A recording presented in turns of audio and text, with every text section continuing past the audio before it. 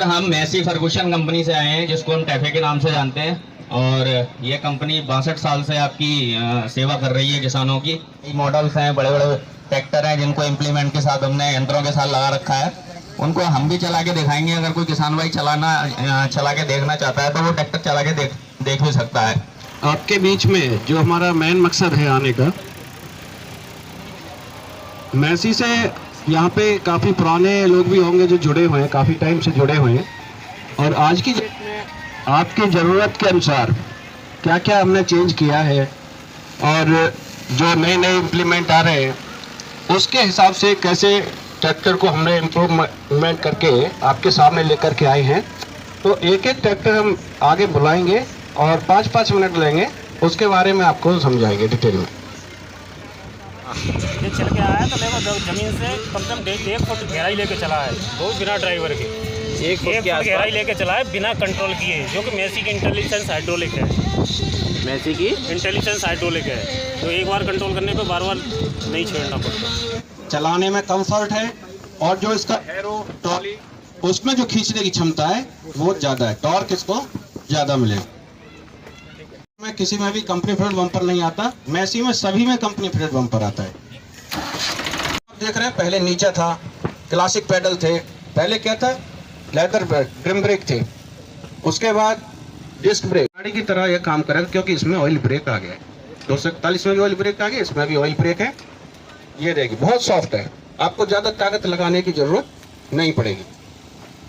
चलाने में कंफर्ट है, पैर रखने में कंफर्ट है, सीट आपकी एडजस्टेबल है, आगे पीछे अपनी लंबाई के हिसाब से एडजस्ट कर सकते हैं। स्टीयरिंग की ग्रिपिंग काफी हैवी दी है, पकड़ने में आपको आराम रहेगा, अच्छा रहेगा। 5 गियर के साथ में है, पहले 4 गियर थे, अभी 245 जो खड़ा है इसमें भी 4 गियर है, इसमें 5 गियर है। तो 5 गियर जब दिया है तो कौन सा गियर एक्स्ट्रा रहा? 5वां। तो 5वां गियर एक्स्ट्रा होगा तो उससे क्या फायदा होगा? दौड़ेगा ज्यादा।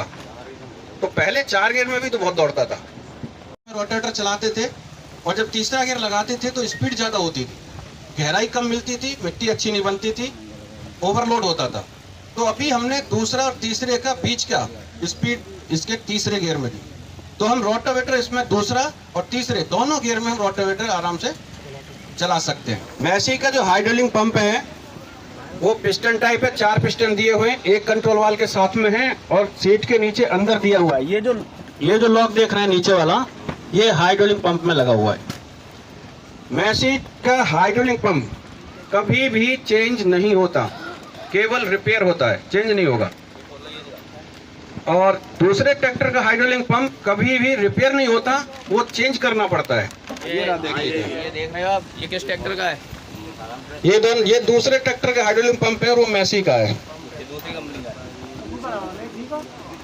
ये मैसी का है। इसकी कीमत 20,000 रुपये। ये दूसरे ट्रैक्टर की क्लिच प्लेट है और ये मैसी की है। फर्क देख लो आप कितना है।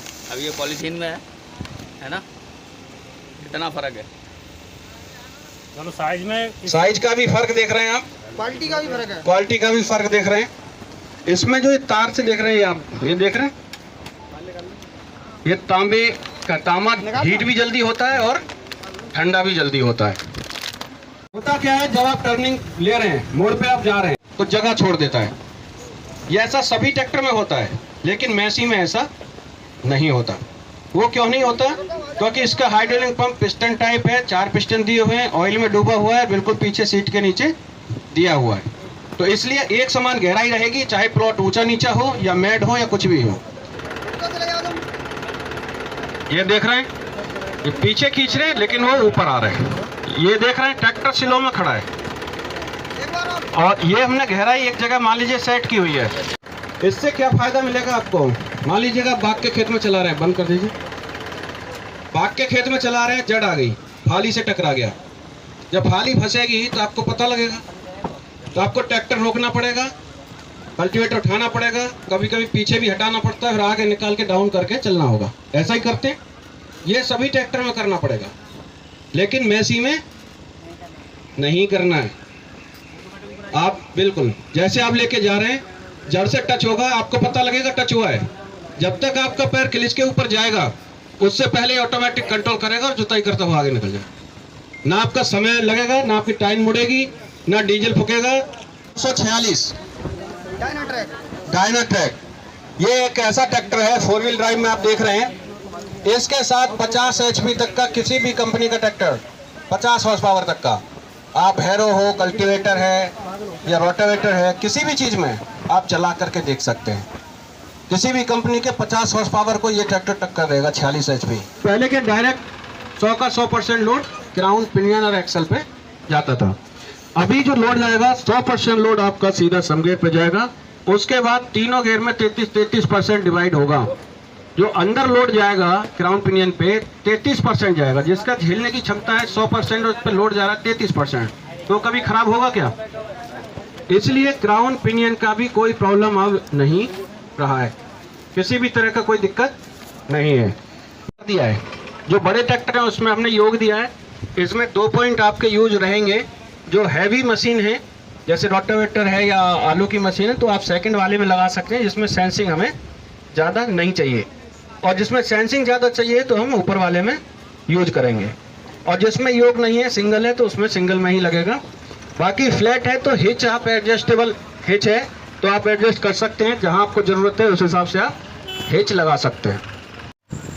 कुछ किसानों ने इसका डेमो लिया और पूरा लोड डालकर इसको चलाकर भी देखा कि किस तरह से ये काम करता है। अभी आप इसका डेमो ले रहे हैं, ट्रायल ले रहे हैं 245 का। कैसा लग रहा है अभी आपको? बढ़िया चल रहा है। बढ़िया चल रहा है।